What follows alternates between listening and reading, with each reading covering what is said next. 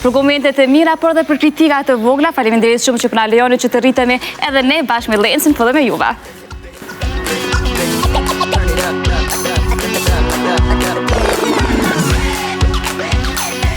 Para se të zhvillojmë bisedën në studio dhe të diskutojmë këtë temë të cilën e bëm paksa të ditur për juve, na lejoni që t'ju ftojmë që ta ndiqni një kronik që do t'ju njoftoj më shumë me shoqërinë mes vajzave dhe rikthehemi pas pak me bisedë në studio.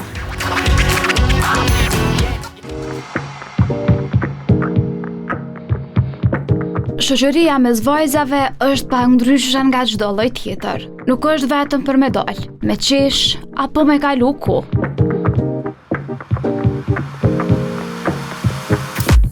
Është ajo kur i thu krejt, edhe kur s'ki qef me fol me askën tjetër.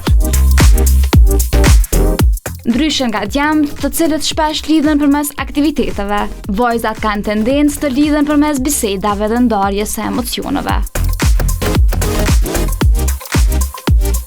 Kjo nuk është vetëm gjësi, edhe studimet e thonë këtë. Vajzat që kanë shoqëri të ngushta janë më pak të stresuara dhe e përballojnë më lehtë ditën e përditshme.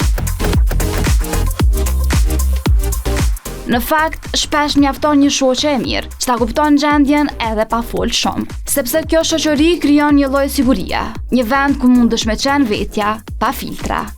Po, nuk është gjithmonë perfekte. Ka drama, keqkuptime, ndonjëherë edhe xhelozi, sidomos në moshat e reja. Po çka ndodh zakonisht? Nëse shoqëria është reale, flitet, sqarohet dhe vazhdon.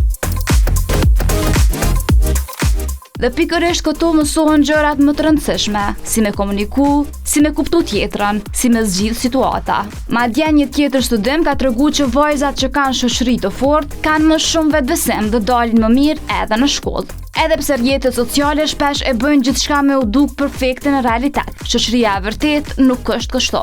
Nuk është perfekte, po është reale. Dhe në fund, kjo është ajo që ka rëndësi. Jemi rikthyer në studio e tashmë kemi bashkë edhe mysafirët tona. Filloj me Elonën. Elona, faleminderit shumë që je po pjesë e jona. Faleminderit për ftesën. Lentiana Lutaj, Lentiana mirë se erdhe dhe Adea Luka, përshëndetje. Faleminderit. Leoni t'ju komplementoj gjithë secilës, po besoj Dona që studiu më bukur se kemi pasur. E vërtet. Mirë se erdhët edhe një herë. Jam shumë e lumtur sepse biseda do të jetë pikërisht për vajzat, a? A keni shoqe të ngushta ajo të nisim kështu? Po, besoj të gjitha kemi. Po.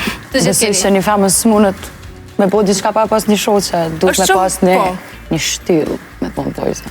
Është shumë e rëndësishme, a? Po. Po, edhe unë kam shoqe të ngushta, dhe po besoj që duhet secila vajzë me pas edhe dikon përveç motrës ose vllat ose po që duhet me pas edhe një shoqe të ngushtë për me i shpreh. E Dona ki shoqe të ngushtë? Po patjetër, edhe ne kemi shoqe të ngushta, edhe është shumë i rëndësishëm ky raportazh, sepse të gjithë prej neve kemi diçka që nuk dëshirojmë me diskutu me familjarët, por i diskutojmë me shoqërinë tonë, apo jo, Elona?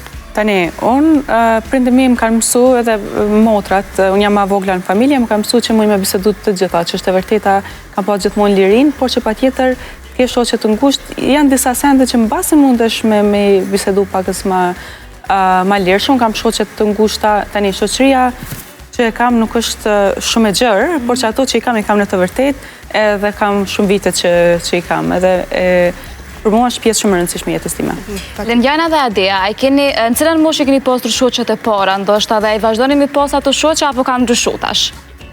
Ndryshon, fatkeqësisht ndryshon se sidomos kjo gjenerat nuk është që ka fat me shoqni, sidomos me femna mendoj. Po, është tepër vështirë, do me thonë,